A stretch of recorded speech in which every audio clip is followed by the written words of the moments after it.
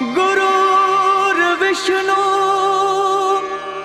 गुरुर्देवो महेश्वरा गुरुर्साक्षात् परब्रह्मा तस्मै श्री गुरुवे नमः।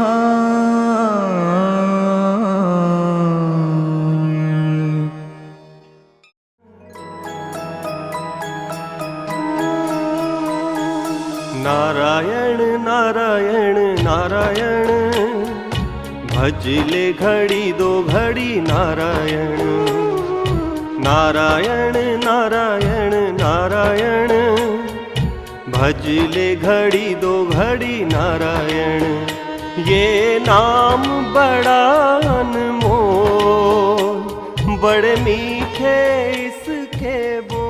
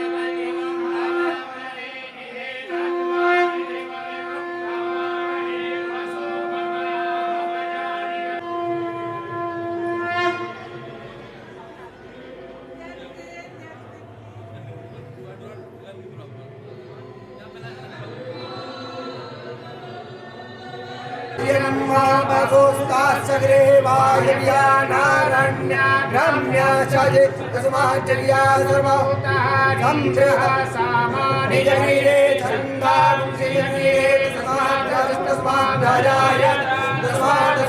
अजायन्त जे केशो भयातः गावो हजगिरे तस्मात् जाता अजापयः तञ्जयं भरे पुरोक्षन् जातमरदः तेन देव अयजन्त साध्यारिकस्य गुरुभं जददुः कदिगन्धर्वयन्नामुगं किमव्यासीत् किम्बाहो किमूलो बाधास्येति ब्रह्मणोऽस्य मुखमासीत् बाहो राजन्यः कृतः ऊरो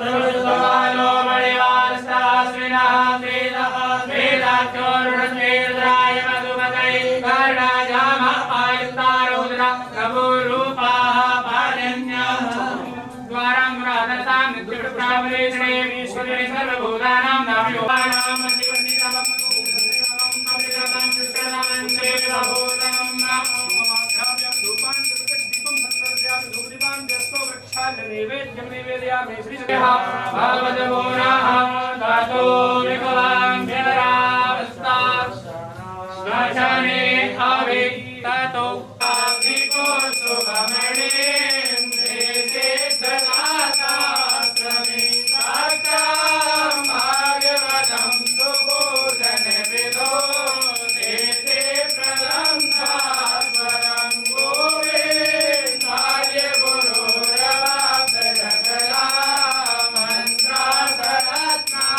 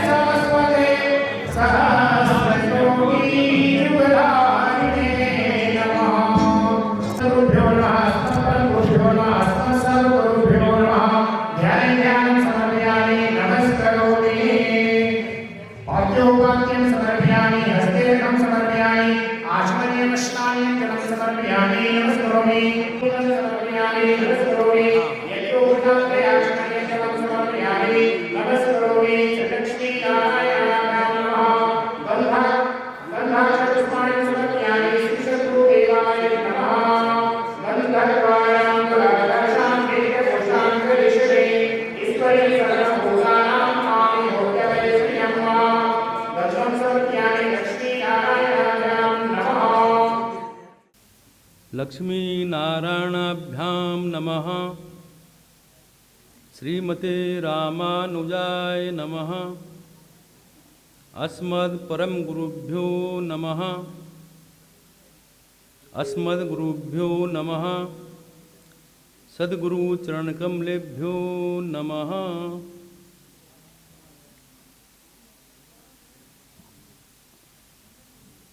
लक्ष्मीनाथ समारंभां नाथयामुनिमध्यमाम् अस्मदाचार्यपर्यन्तां वन्दे गुरुपरम्पराम्। शान्ताकारं भुजगशयनं पद्मनाभं सुरेशं विश्वाधारं गगनसदृशं मेघवर्णं शुभांगं लक्ष्मीकान्तं कमलनयनं योगभिर्ध्यानगम्यं वन्दे विष्णुं भवभयहरं सर्वलोकैकनाथं। मङ्गलं भगवान् विष्णु मङ्गलं गरुडध्वज मङ्गलं पुण्डरीकाक्षाय मङ्गलाय स्तनोहरि। गुरुर्ब्रह्मा गुरुर्विष्णु गुरुर्देव महेश्वर गुरुर्साक्षात् परब्रह्म तस्मै श्री गुरुवे नमः। मेरे प्रेमियों,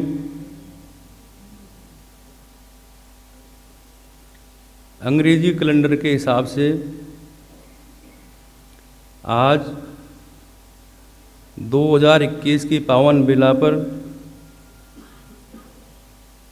आप सभी को शुभकामनाएं, मंगल कामनाएं।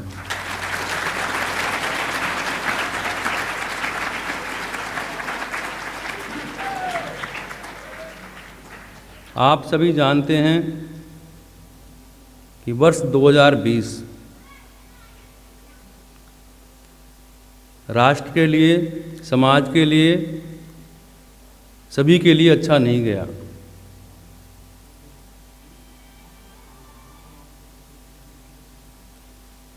कोरोना वायरस की वजह से सारा जीवन अस्त व्यस्त हो गया। मैं आज वर्ष के प्रथम दिवस पर भगवान श्री लक्ष्मी नारायण श्री गुरु महाराज जी से प्रार्थना करूंगा कि ये वर्ष सभी के लिए मंगलमय हो और इस कोरोना नामक जो बीमारी है इसका अंत हो।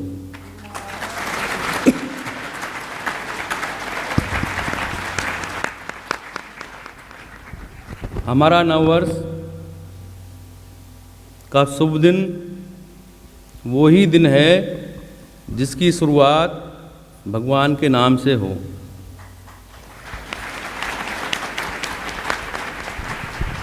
जो वर्ष के प्रथम दिवस भगवान के दर्शन करते हैं, संतों के दर्शन करते हैं, सेवा करते हैं, भगवान का नाम लेते हैं, वही शुभ दिन है। इसलिए शुभ कार्य में देर नहीं करनी चाहिए। सभी संतों ने, महात्माओं ने, गुरुओं ने यही कहा कि शुभ कार्य में विलंब नहीं करना चाहिए। काल करे सो आज कर, आज करे सो अब, पल में प्रलय होएगी बहुर करेगो कब। किसी कवि ने बड़े सुंदर शब्दों में कहा कि क्षण भंगुर जीवन की कलिका, कल प्रात को जान खिली न खिली, मलियाचल मंद सुगंध पवन, कल प्रात को जान खिली न खिली। कलिकाल कुठार लिए फिरता, तन नम्र पचोट झिली न झिली, रट ले हरि नाम हरि रसना, कल प्रात को जान हिली न हिली। तो सर्वप्रथम हम 2 मिनट भगवान का संकीर्तन करेंगे। श्वास श्वास में हरि भज, वृथा श्वास मत खोए, ना जाने इस श्वास का फिर आवन हो न होए। जीना थोड़ा ही भला, हरि का सुमरन होए, लाख वर्ष का जीवना लेखे धरे न कोय। धन जो बन यूं जाएगो, जैसे उड़त कपूर, नारायण तू हरि भज, क्यों चाटत जग धूर।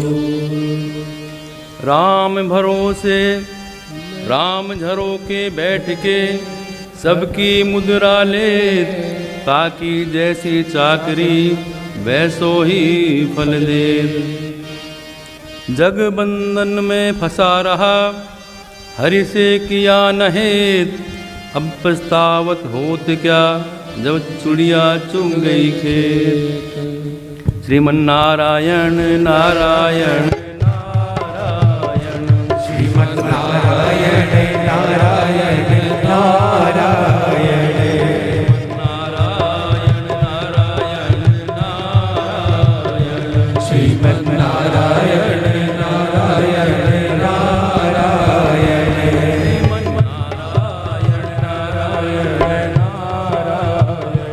श्रीमन्नारायण नारायण नारायण, लड़े जल भीतर गजे और ग्राह, लड़े जल भीतर लड़त गजहारायण, रामा लड़त लड़त गजहारायण। ओम नारायण नारायण नारायण, श्रीमन्नारायण नारायण नारायण। सुनी रघुनंदन, गज की टेर सुनी रघुनंदन, करुण छोड़ पगधारायण, राम गरुड़ छोड़ पगधारायण। नारायण नारायण नारायण, श्रीमन्नारायण नारायण नारायण, गज की टेर सुनी रघुनंदन, गज की टेर सुनी रघुनंदन, छोड़ पगधारायण, राम गरुड़ छोड़ पगधारायण। नारायण नारायण नारायण, भजमन नारायण नारायण नारायण।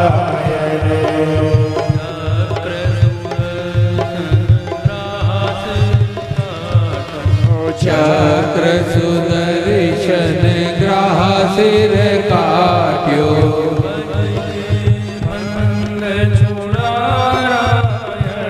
रामा गज के बंद छुड़ारायण। नारायण नारायण, श्रीमन्नारायण नारायण नारायण।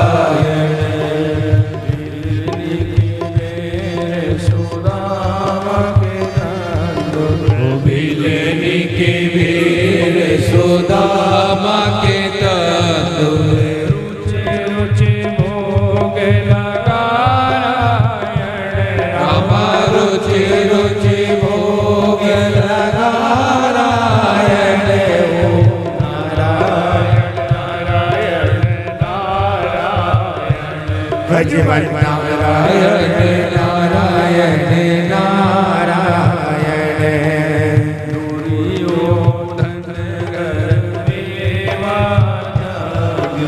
दुर्योधन गर मेवा त्यागी, सागे दुर्धन पारायण,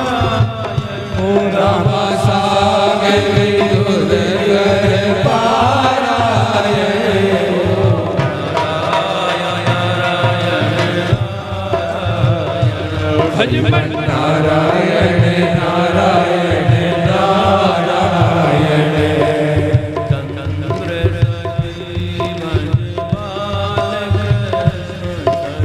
चंद्र सखी ब्रजबाल कृष्ण छवि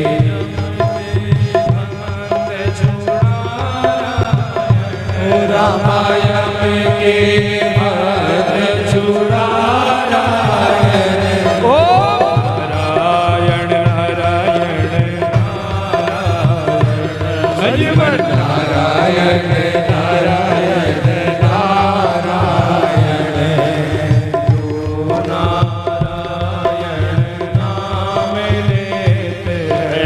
जो नारायण नाम लेते हैं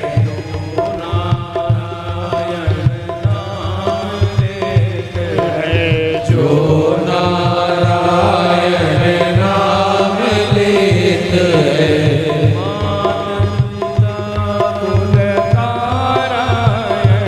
राम मात पिता कुल तारायण ओ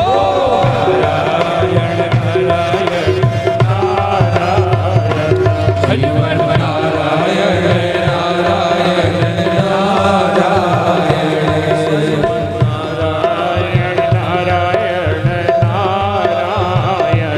भजमन नारायण नारायण नारायण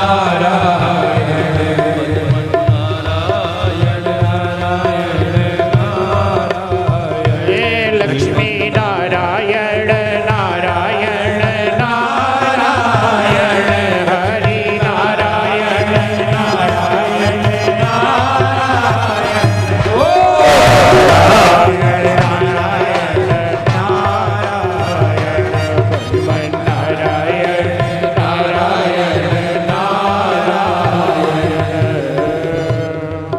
बोले लक्ष्मी नारायण भगवान की।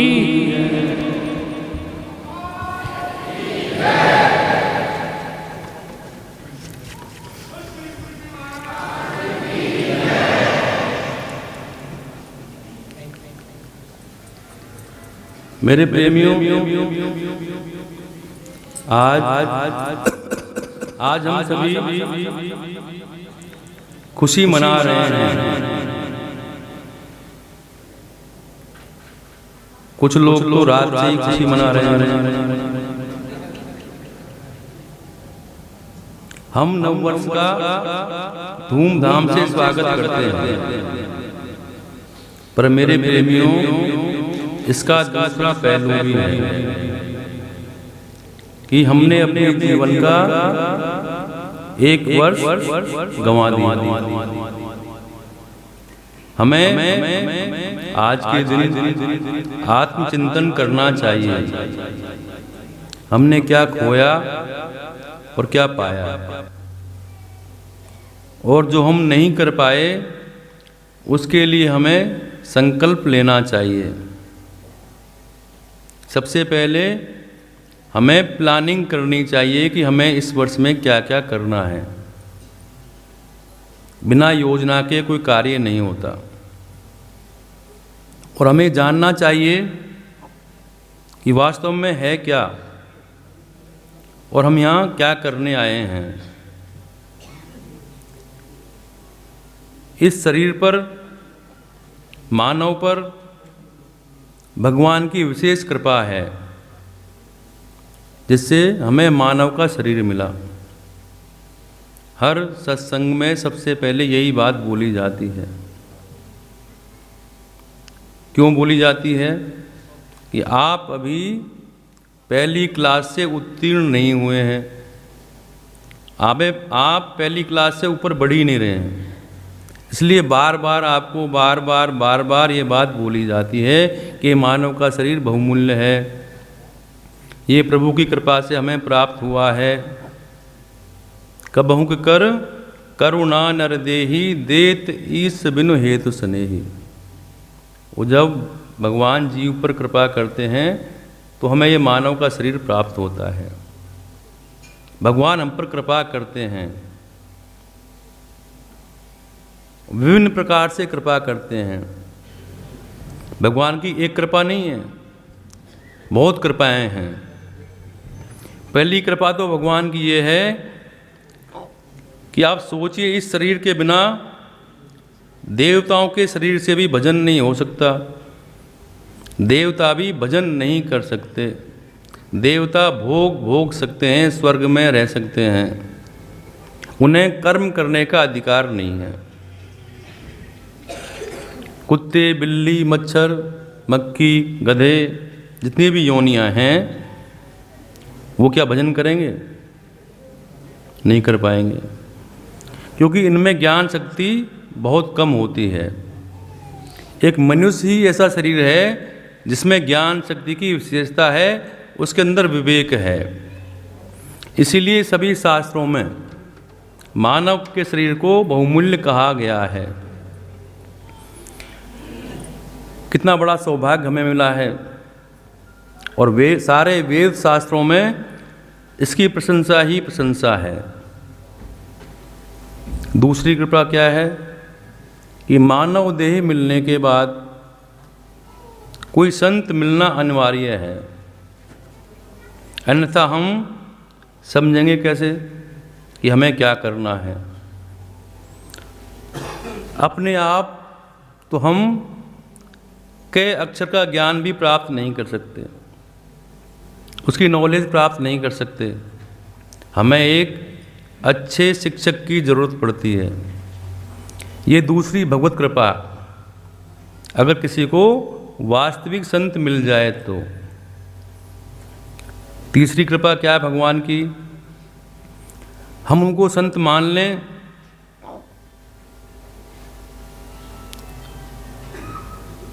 संत मिला करते हैं, और बहुत से लोग संतों के पास जाते भी हैं, पर हम जाते हैं संतों के पास, कहते हैं हाँ ये बात तो ठीक है, अच्छे संत हैं, पर हमें स्वामी जी की एक बात समझ में नहीं आई। हम 1 मिनट में कमेंट्स करके अलग हो जाते हैं। हम संत के शरणागत नहीं होते, या कुछ % शरणागत हो भी जाएं तो अपना दिमाग लगाते हैं, उससे भी हमारा काम बिगड़ जाता है। अगर तीनों कृपा किसी पर हो भी जाए, मान लो मानव देह भी हमें मिला, संत भी मिले और शरणागत भी हो गए, तो भी मेरे प्रेमियों काम नहीं बनेगा। क्यों? कि हमारे अंदर एक दोष है। वो क्या दोष है? सबसे बड़ा दोष हमारे अंदर है कि हम हमेशा सोचते हैं कि कल कर लेंगे, कल भगवान का भजन कर लेंगे, आज नहीं, हर बात पे कल कर लेंगे। जो भी भगवान के विषय में चर्चा है उसके लिए हम बोलते हैं कि कोई बात नहीं, कल कर लेंगे। अभी तो पढ़ाई का समय है, बच्चे कहते हैं पढ़ाई का समय है, भाई पढ़ाई पूरी हो गई तो अब करो। फिर बोलते हैं कि शादी करेंगे, संसार का सुख एंजॉय करेंगे। ये भी हो गया, हम 50 साल के हो गए, 60 साल के हो गए, अब छोटे बच्चे हैं, अभी वो समझ जाएं तब करेंगे। यही करते करते मेरे प्रेमियों, बोलते बोलते अनंत जन्म हमें बीत गए और हम मर गए। कभी जवानी में मर गए, कभी बचपन में मर गए। प्रिय जीव हमेशा संसार में फंसा रहता है। भगवान के नाम से पीछे हटता है कि बाद में कर लेंगे। ये सबसे बड़ा दोष हमारे अंदर है।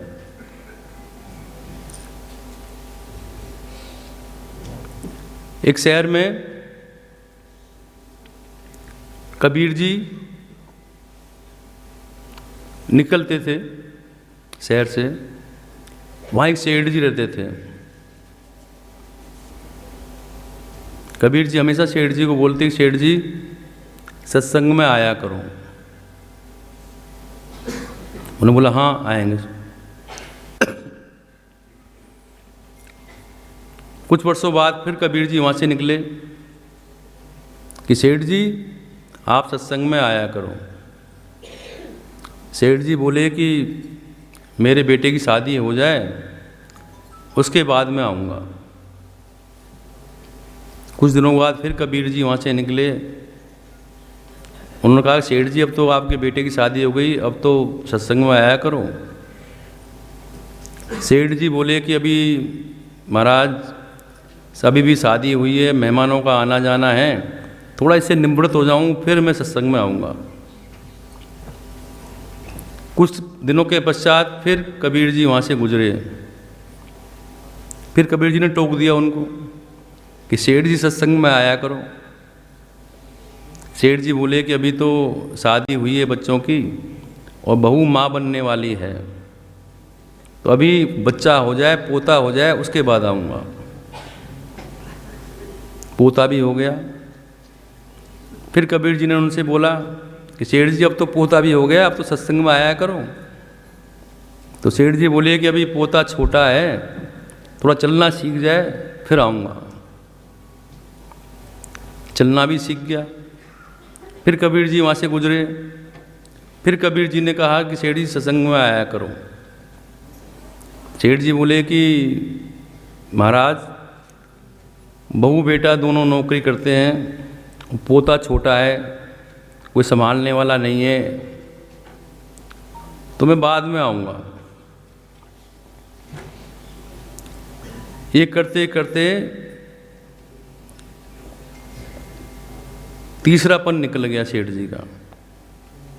फिर कबीर जी वहाँ से गुजरे कि सेठ जी सत्संग में आया करो, अब सब काम तुम्हारे हो गए हैं। पर सेठ जी को इतना मोह आसक्त थे गृहस्थ में, परिवार में, कि सेठ जी को क्रोध आ गया। और क्रोध में सेठ जी ने कबीर जी को बुलाया कि तुम बार बार बोलते हो सत्संग में आओ, सत्संग में आओ, मैं सत्संग में नहीं आऊँगा। उन्होंने कहा ठीक है। फिर कबीर जी उस शहर से गुजरे तो सेठ जी नज़र नहीं आए। किसी से पूछा पड़ोसी से कि भाई सेठ जी कहाँ हैं, वो नज़र नहीं आ रहे हैं। तो उन्होंने कहा कि महाराज सेठ जी तो परम पद को प्राप्त हो गए। तो मेरे प्रेमियों, मेरे कहने का भाव है कि हम जीवन में कल कर लेंगे, ये काम हो जाएगा तो भगवान का भजन करेंगे, ये हो जाएगा तो भगवान का भजन करेंगे, ऐसे करते करते हमारा जीवन निकल जाता है और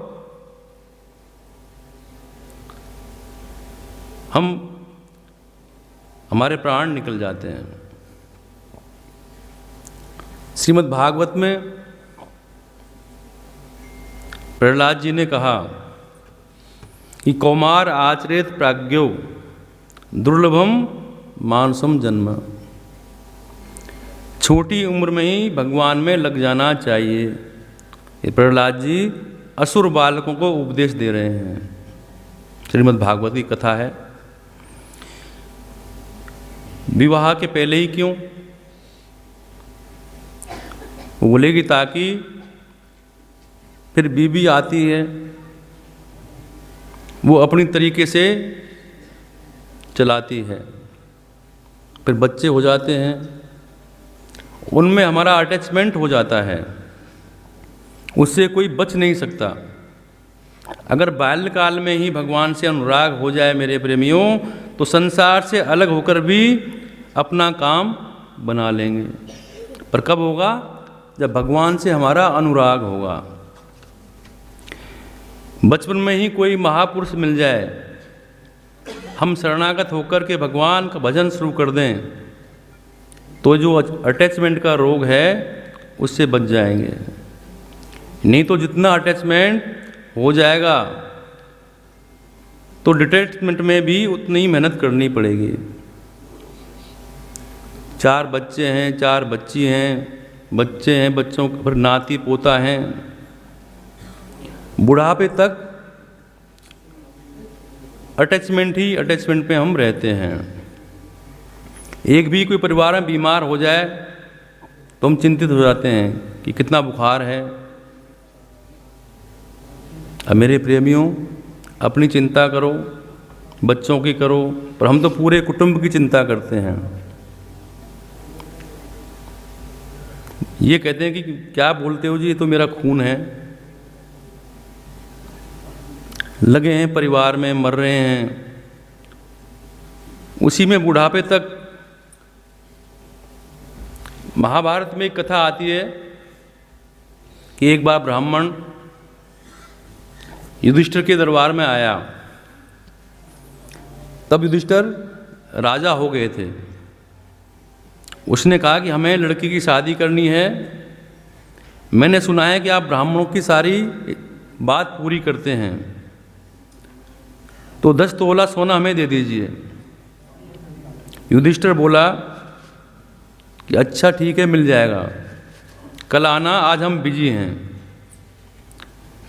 भीम बगल में खड़ा था, उसको बड़ा बुरा लगा कि युधिष्ठिर ने ऐसा क्यों कह दिया कि कल आना, हमसे बोल देते, हम दे देते। उनको मजाक सूझा और उन्होंने मंत्रियों को बुलाया और मंत्रियों को आदेश दिया कि पूरे शहर में आप ढिंडोरा पिटवा दीजिए कि शहर में कल उत्सव होगा, लाइटें लगवा दी जाएं, शहर को सजाया जाए। शहर में तैयारी होने लगी तो युधिष्ठिर जी ने सोचा कि क्या हो रहा है। उन्होंने मंत्री को बुलाया, मंत्री से बोला कि भाई ये शहर में तैयारी किस चीज़ की हो रही है, मैंने तो कोई आदेश नहीं दिया। तो उन्होंने कहा कि आपके जो भ्राता हैं उन्होंने आदेश दिया है। कि कौन से भ्राता? के भीमसेन।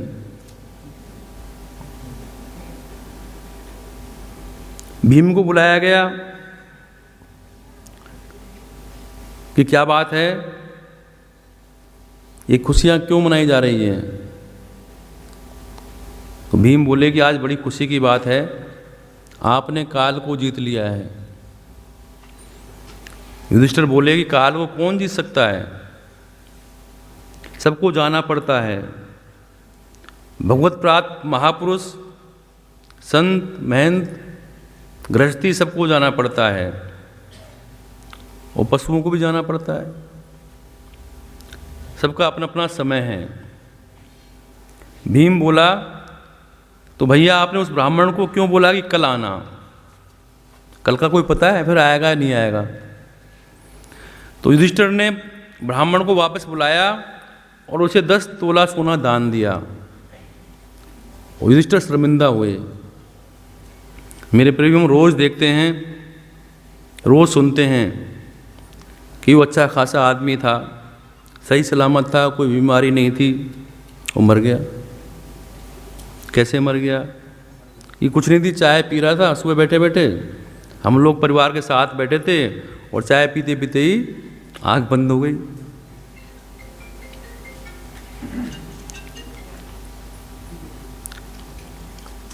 पर हम अपने लिए नहीं सोचते। हम तो अभी बालक हैं, अभी जवान हैं, अभी तो जाने का समय नहीं आया। इंसान अपने लिए नहीं सोचता, वो सबको ले जा रहा है शमशान घाट तक, यहाँ तक कि अपने परिवार को, बच्चों को ले जा रहा है, पर वो अपने लिए नहीं सोचता कि मुझे भी जाना पड़ेगा।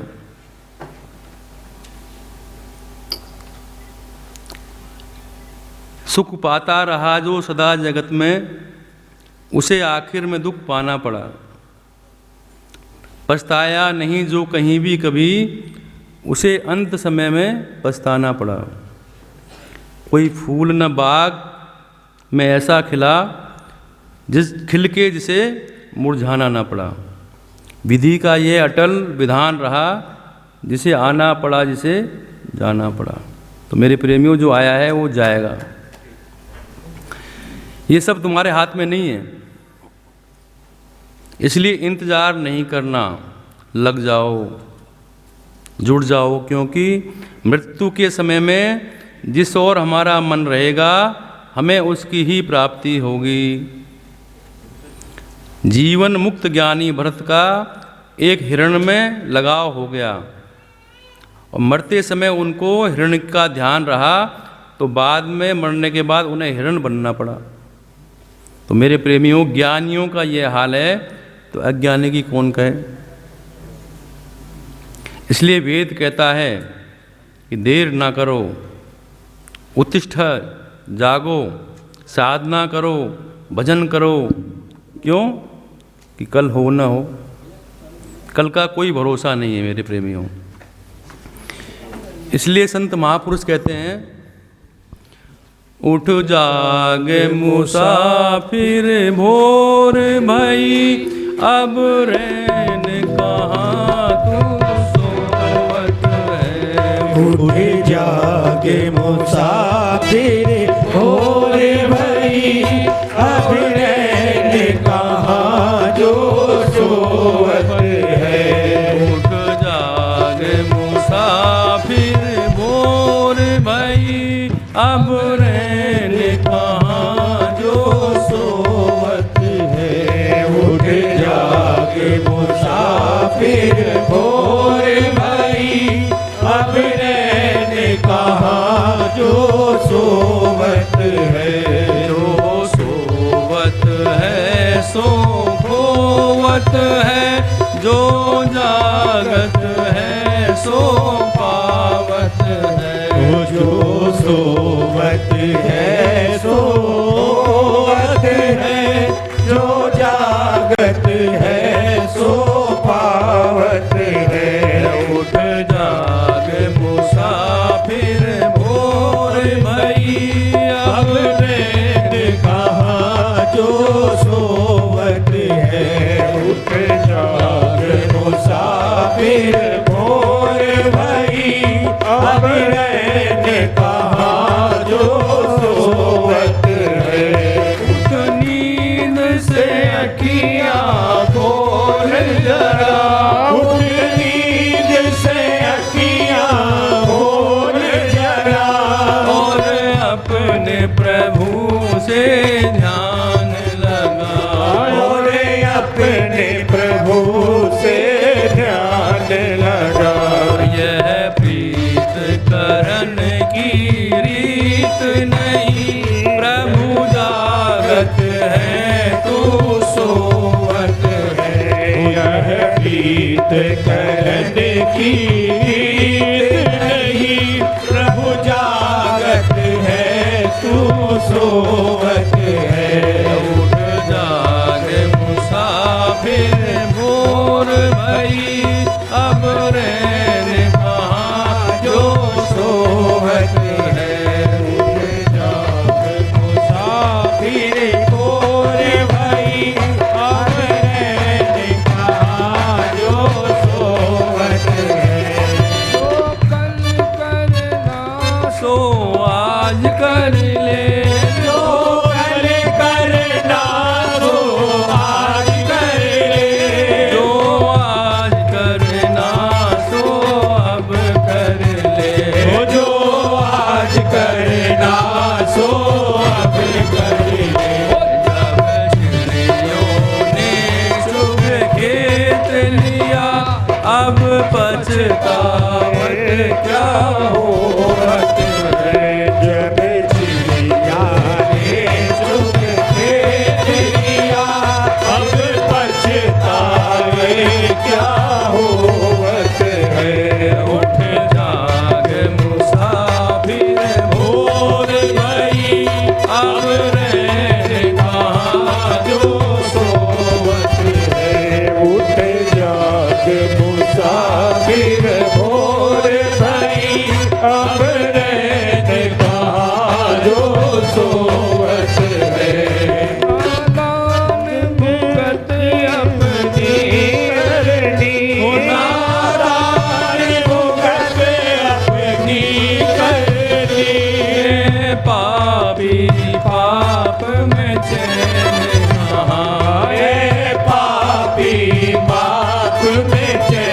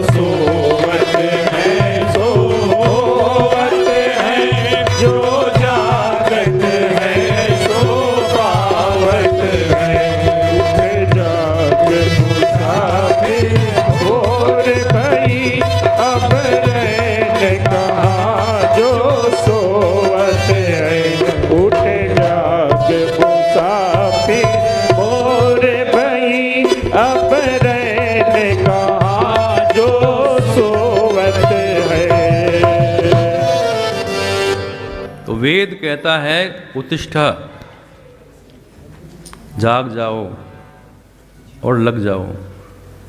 ये मानव का शरीर दोबारा मिले ना मिले इसका कोई भरोसा नहीं।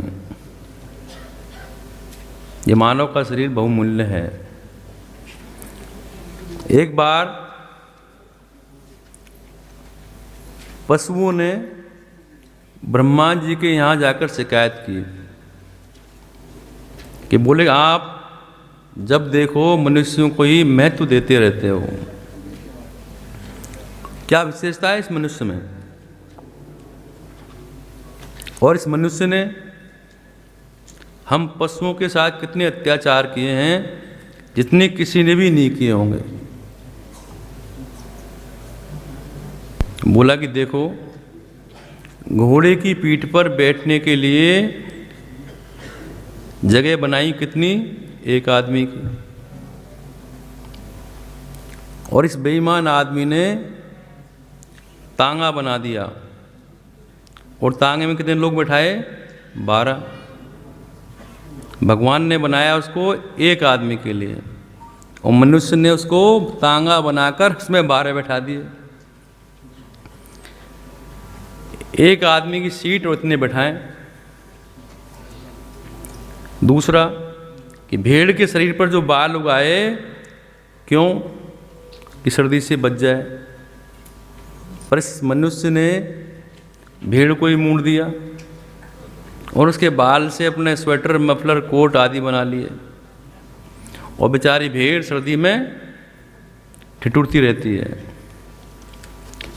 और बकरी बोली कि बहन तेरे तो बाल ही मूंडे हैं, आदमी ने मुझको तो मूंड कर खा ही लिया, क्या हो गया है ये? हम लोगों को जरा देखो, मांसाहारी पशु कभी भी घास नहीं खाता और शाकाहारी मनुष्य कभी मांस नहीं खाता। सिद्धांत है। पर एक आदमी ही ऐसा है जिसे जो चाहे खिला दो वो खा लेता है। तो ब्रह्मा जी से यह पशुओं ने शिकायत की कि भाई गलत बात है ये कि आप मनुष्यों को महत्व देते हैं। सारे शास्त्रों में बखान मनुष्यों का है, इसके बाद भी आप कहते हैं कि बड़े भाग मानुष तन पावा। हाथी का तन क्यों नहीं और कोई शरीर क्यों नहीं? ब्रह्मा जी ने कहा देखो ऐसा है, तुम लोगों की शिकायत जायज़ है, पर हम आदमी को, मनुष्यों को बुला लेते हैं, फिर इसका फैसला करेंगे। उनका पक्ष भी हमें सुनना चाहिए। तो मनुष्यों की ओर से एक प्रतिनिधि ब्रह्मा जी के पास बुला लिया गया। उधर सभी पशु पक्षी आ गए। तो मनुष्य बोला कि मानव की विशेषता इसलिए है कि मनुष्य की बोली बड़ी मधुर है, स्वर इसका बड़ा अच्छा है। तो इतने में ही कोयल सामने आ गई और बोली भी इससे बढ़िया सुर तो मेरा है। जब कोई आदमी सुर में बोलता है तो कहते हैं कि वाह क्या कोयल की तरह बोल रहा है। तो ये विशेषता तो पशुओं से मानव ने उधार ली है, तो ये बात तुम्हारी नहीं चलेगी। तो मनुष्य ने कहा कि हम कपड़े अच्छे पहनते हैं, बढ़िया बढ़िया सूट पहनते हैं, अलग अलग डिजाइन के पहनते हैं। तो हिरण्य ने कहा कि तुम्हारे कपड़ों का रंग तो उड़ जाता है, हमारी चमड़ी का रंग देखो जो हमेशा एक जैसा रहता है, और उसी से तुम कपड़े बनाते हो, ये बात भी तुम्हारी नहीं चलेगी। तो मनुष्य बोला कि हम मकान अच्छा बनाते हैं, सुंदर बंगला बनाते हैं, अच्छा महल बनाते हैं। तो इतने में बया पक्षी आ गया। वो बोला कि भाई तो हमसे अच्छा मकान तुम नहीं बना सकते। बया जो घोंसला बनाता है वो बड़ा सुंदर बनाता है। तो मनुष्य ने कहा कि हम बलवान हैं, इतने में शेर दहाड़ कर आ गया कि भाई हमसे बलवान थोड़ी ना हो।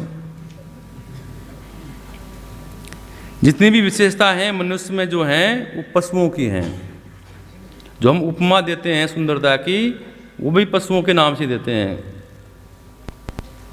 भाई नाक की उपमा देंगे तो बोलेंगे तोते जैसी नाक है, आँख के लिए बोलेंगे तो हिरण जैसी आँख है, हिरनी जैसी चाल है। जितनी भी मनुष्य की सुंदरता है उसकी उपमा जो है वो पशु पक्षियों से दी जाती है। तो आदमी परेशान हो गया, तो गुस्से में बोला कि हम मानव सबसे ज़्यादा चालाक हैं। तो कौवा सामने आ गया कि कौवा ने बोला कि हमसे चालाक नहीं हो। तो आदमी हैरान हो गया और बोला कि हम सबसे ज़्यादा मूर्ख हैं। इतने में गधा सामने आ गया कि बोला कि हमसे ज़्यादा मूर्ख नहीं हो सकते। जब कोई मूर्ख होता है तो कहते हैं कि ये आदमी नहीं गधा है, और चालाक हो तो बोलते हैं कौवा है, और सारग्रही हो तो बोलते हैं हंस है। तो ब्रह्मा जी ने कहा इनमें तो तुम्हारी पशुओं से कोई जीत नहीं है। फिर ब्रह्मा जी ये क्यों कहा गया कि बड़े भाग्य मानुष तन पावा? तो ब्रह्मा जी ने कहा कि इसलिए कहा गया कि साधन धाम मोक्ष कर द्वारा पाई न जही परलोक संवारा। कि जो मनुष्य का शरीर है ये बड़ा सौभाग्य का सूचक है, क्योंकि ये साधन का धाम है। इस शरीर को पाकर साधना की जा सकती है, आराधना की जा सकती है, भजन किया जा सकता है, और ये मोक्ष का दरवाज़ा है। ये मनुष्य का शरीर मोक्ष का दरवाज़ा है। इसलिए मनुष्य की योनि सर्वश्रेष्ठ है। पर हम माया के वशीभूत होकर काम क्रोध लोभ मोह में फंसकर अपने मार्ग से भटक जाते हैं। हम दरवाजे तक पहुंच जाते हैं, दरवाज़ा हमारे सामने है, पर हमें वो मिलता नहीं, हम दरवाजे से निकल जाते हैं। एक सूरदास जिनको नेत्रों से नहीं दिखाई देता था, गुरुजी एक सुनाया करते थे कि एक परकोटे के बीच में वो सूरदास फंस गया, और उसमें एक ही दरवाज़ा था और चारों तरफ दीवार। सुअंधा घूमे परकोटे के और दरवाज़ा उसे मिले नहीं, चक्कर लगावे दिन भर, परेशान हो गया। इतनी देर में एक महात्मा वहाँ पर आए, उस महात्मा को दया आ गई। तो महात्मा बोले कि भाई दरवाज़ा तो इसमें है पर तुम्हें दिखाई नहीं देता। सूरदास बोला तो क्या इससे निकलने का कोई उपाय है? तो महात्मा ने कहा है कि उपाय तो है, तुम दीवार पर हाथ लगाकर हाथ टेकर चलते रहो, जब दरवाज़ा आएगा तो आपको पता लग जाएगा और उससे पार हो जाना। अब महात्मा जी अंधे को दीवार पकड़ाकर आगे चले गए। जब महात्मा जी शाम को लौट कर आए तो देखा सूरदास जी अंदर के अंदर ही, वो निकल नहीं पा रहे हैं उससे, वो परेशान। सूरदास बोला कि महाराज इसमें दरवाज़ा है ही नहीं। महात्मा बोला कि दरवाज़ा तो है, तुम्हें पता नहीं है। तो महात्मा बोले कि तू हमारे सामने चलकर दिखा। महात्मा ने उसे दीवार पकड़ा दी और वो चक्कर लगाता रहा, और जैसे ही दरवाज़ा आता तो उसे खुजली आ जाती, और जैसे खुजलाता तो दरवाज़ा से बाहर हो जाता आगे। फिर दीवार पर हाथ लगाता, जैसे ही दरवाज़ा आता फिर खुजली आ जाती। ऐसे चक्कर लगाता रहा। महात्मा ने कहा जब तुम्हें खुजली लगती है वही दरवाज़ा है, या तो खुजलाना बंद कर दे या चलना बंद कर दे।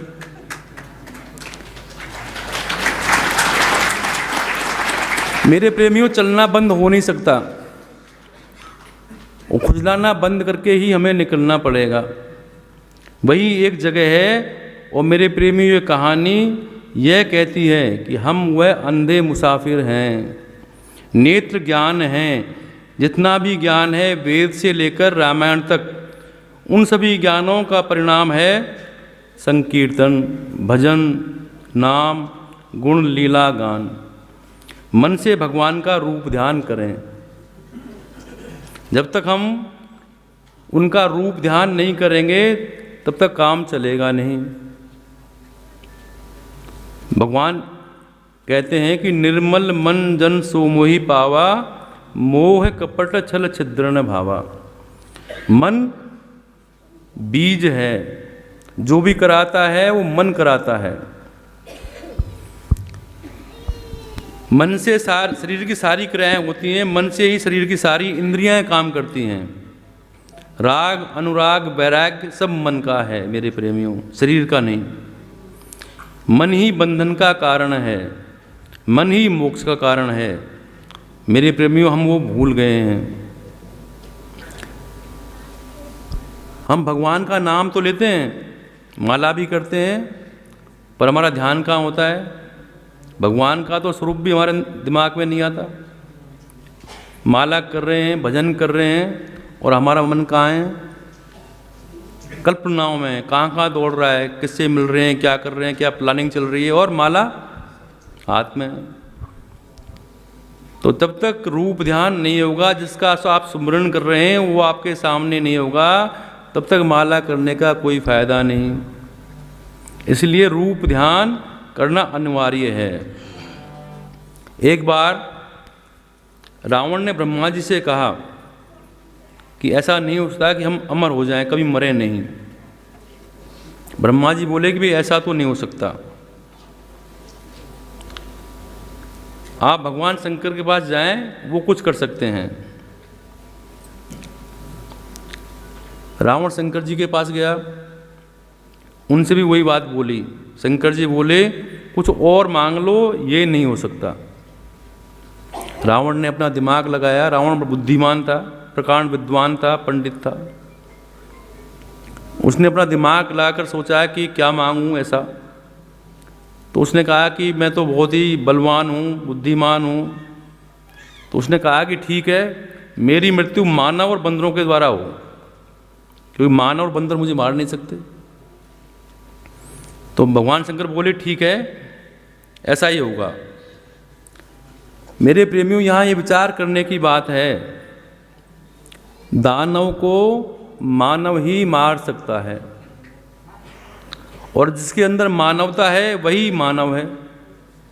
और भगवान राम का अवतार भी मानव के रूप में हुआ, इसीलिए उन्हें पुरुषोत्तम, मर्यादा पुरुषोत्तम कहा गया। और मेरे प्रेमियों, जो ये बंदर हैं, ये कौन है? ये हमारा मन है। और बंदर बहुत चंचल होता है, आप देखते हो, उछल कूद करता है, यहाँ से वहाँ दौड़ लगाता है, नुकसान भी करता है। हमारे तो आश्रम में बंदर बहुत हैं।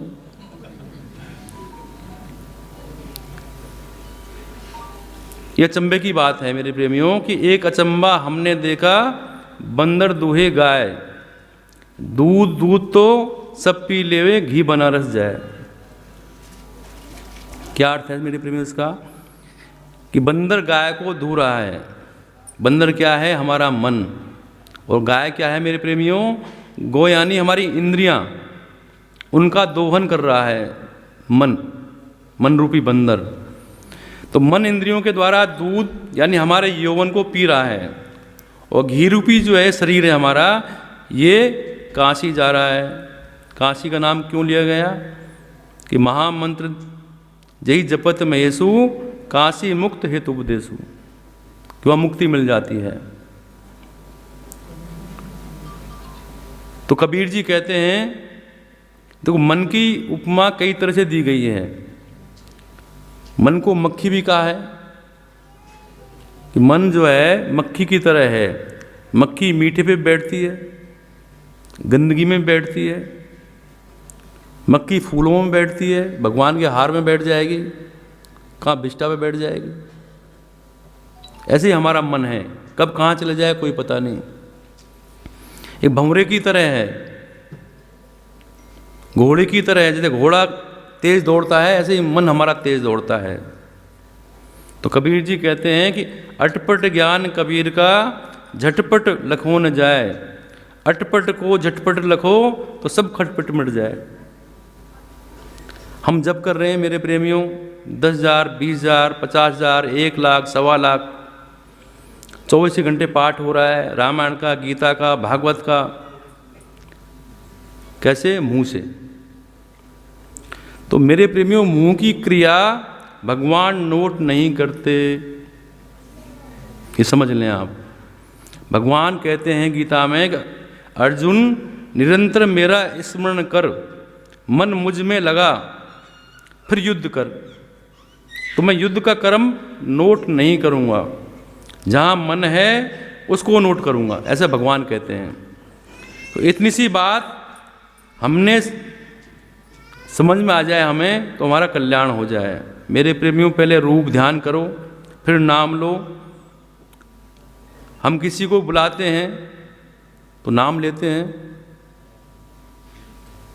कि रमाकांत इधर आओ। तो रमाकांत का जैसे ही नाम आएगा, उसका स्वरूप रूप हमारे दिमाग में आ जाएगा। जिसका भी नाम लेते हैं उसका ध्यान हमारे दिमाग में आता है। तो हम तो भगवान को बुला रहे हैं, तो भगवान को बुला रहे हैं तो भगवान हमारे सामने स्वरूप उनका होना चाहिए। भगवान का नाम लेते हैं, बुलाते हैं और भगवान गायब। क्यों गायब हैं? क्योंकि हम मन से नहीं बुलाते, हम मुंह से बुलाते हैं। मन देख रहा है, ये बैठा है, वो बैठी है, म्यूजिक बज रहा है, वो सो रहा है, वो हंस रहा है। ये सब सत्संग में बैठ के भी मन हमारा जो है सब देख रहा है। भगवान में नहीं है मन। अभी भी कितने लोग होंगे जो बैठे बैठे अपनी कल्पनाओं में खो रहे होंगे। किसी को कोई गाली दे रहा होगा, किसी को कोस रहा होगा, किसी को कोई चुगली कर रहा होगा, या हमें अब आज क्या करना है, कल क्या करना है, वो सोच रहा होगा। ये सब क्या है मेरे प्रेमियों? ये उपासना नहीं है, ये भजन नहीं है, ये तो भगवान को ठगना है। मन संसार में और इंद्रियां भगवान में, ये उल्टा कर्म योग है। मन भगवान में लगाओ, इंद्रिय संसार में करो, ये कर्म योग है। मन से निरंतर चिंतन करो, ये कर्म योग है। पर हम भगवान को ठगते हैं। जो हमारे हृदय में बैठा है उसको ही हम बेवकूफ़ बनाते हैं। तो सब देख रहा है। मैं हमेशा बोलता हूँ कि आरती में सबसे आखिर की लाइन हम बोलते हैं, वो भगवान को ठगना है। आरती बोलते हैं तो हम भगवान को ठगते हैं। कैसे? तन मन धन और जीवन सब कुछ है तेरा स्वामी, सब कुछ है तेरा, तेरा तुझको अर्पण, तेरा तुझको समर्पण, क्या लागे मेरा। ओम जय जगदीश हरे। अब बताओ मेरे प्रेमियों, कितने लोग हैं जिन्होंने तन मन धन भगवान को दिया है कोई? और आरती में बोलते हैं और सब कुछ है जो तेरा, ये जीवन भी तेरा, सब कुछ है वो भगवान के निछावर है। सिर्फ मुंह से बोलने के लिए ऐसा नहीं चलेगा मेरे प्रेमियों। भगवान को ठगना हो गया, हम भगवान को बेवकूफ़ बना रहे हैं। और भगवान बेवकूफ़ बन सकते हैं? जिन्होंने सृष्टि की रचना की है, हम सबको पाल रहे हैं, वो कभी ठगा जाएगा? नहीं। ये हमारा मन का वहम है। तो भगवान कहते हैं कि मैं बड़ा आसान हूँ, सुलभ हूँ, मन से निरंतर मेरा चिंतन कर। गीता में भगवान ने कहा है मन से स्मरण करो। पर हमारा मन पूजा में भटकता है। कितने लोग हमसे कहते हैं आके, स्वामी जी मेरा मन पूजा में नहीं लगता, मेरा मन माला करने में नहीं लगता। जब भी माला करते हैं तो मन कहीं और चला जाता है। इसका कोई उपाय बताओ।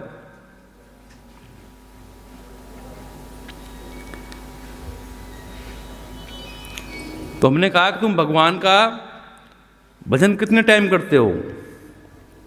भगवान को कितना समय देते हो?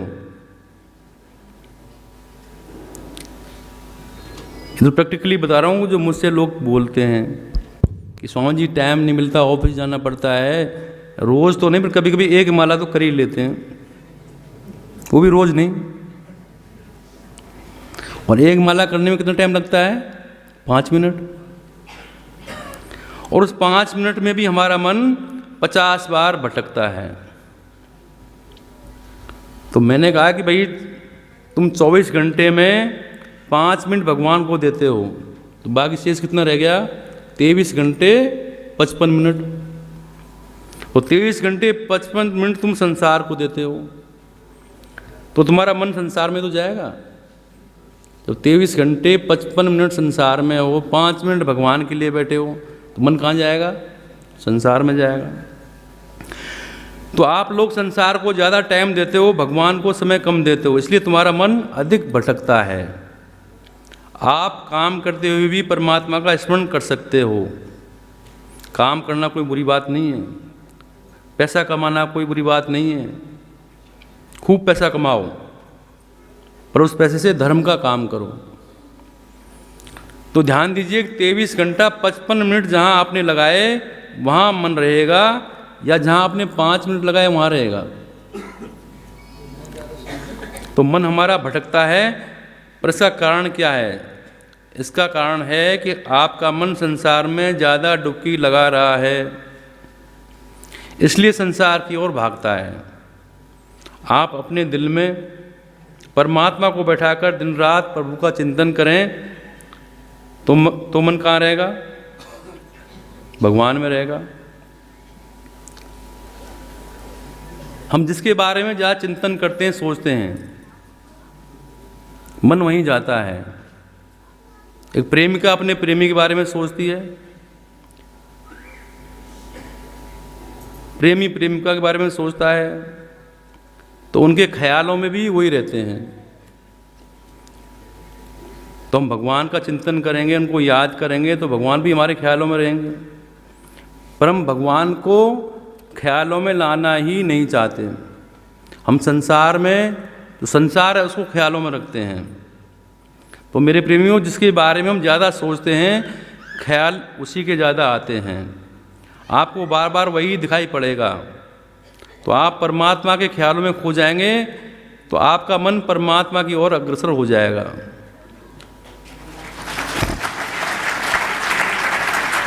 तो ये मन जो है, यही आपको पार लगाता है और यही डुबोता है। तो बंधन किसका है मेरे प्रियो? शरीर का या मन का? बंधन है मन का। शरीर बनता नहीं है। शरीर कहता है कि यह मेरा है। वो कौन है जो कहता है कि मेरा है? मन कहता है हमारा कि ये मेरा है। और मन का साथ बुद्धि देती है।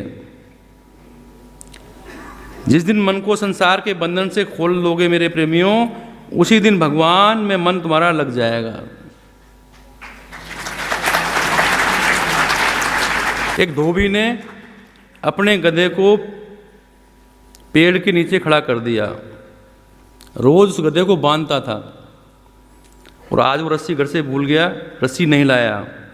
अब गधे को बांधे कैसे? एक महात्मा जी संत वहाँ से निकल रहे थे, तो बोले कि धोबी परेशान क्यों हो? कि महाराज आज मैं रस्सी घर भूल आया हूँ गधे को बांधने के लिए, तो इसलिए क्या करूँ? तो महात्मा बोले कि झूठ मूठ का बांध दो, गले में हाथ डाल के ऐसे लपेट दो 2-3 बार। धोबी ने गले में हाथ डाला 2-3 बार, तो गधा बंध गया। गधा हिले नहीं वहाँ से। वो 3 घंटे खड़ा रहा गधा वहीं पे। धोबी अपने कपड़े धोकर आया, वापस गधे के कपड़े डाले, और उसने मारा डंडा, भाई चल। अब गधा आगे चले नहीं, परेशान। तो महात्मा जी आए, बोले भी क्या हुआ? कि महाराज आपने बांध तो दिया, कोई चल नहीं रहा है ये। तो बोले कि भाई जैसे बांधा चाहिए खोल दे। किसी मैंने बांधा ही कब था ये जो खोल दूं? तो महात्मा बोले कि बांधा नहीं तो क्या, बांधने का नाटक तो किया था, तो खोलने का नाटक कर। जब गधे के गले में झूठ मूठ जब उसने 3-4 बार हाथ घुमाया ऐसे, गधा चल दिया आगे। तो गधा बंधा हुआ नहीं था,